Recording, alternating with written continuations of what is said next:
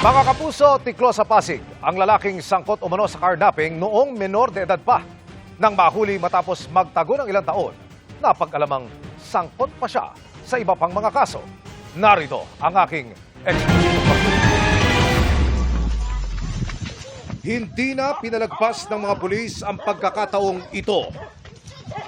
Nang mamataan ng suspect na naglalaro ng basketball, agad isinilbi sa kanya ng mga pulis Pasig ang warrant of arrest.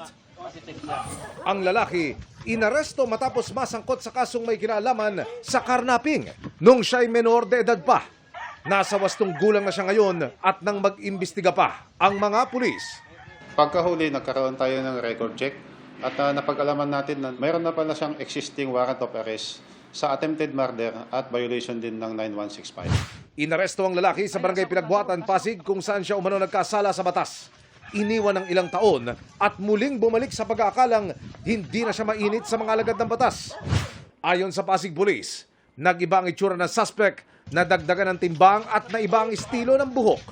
Napag-alaman natin na may ongoing din pala na trial dito sa anti-carnapping case na kanyang kinakaharap. Mabubuhay itong warrant of arrest niya for attempted murder, 9165. May schedule ang kanyang hearing upang kanyang harapin ang kanyang mga kaso na hinaharap sa korte.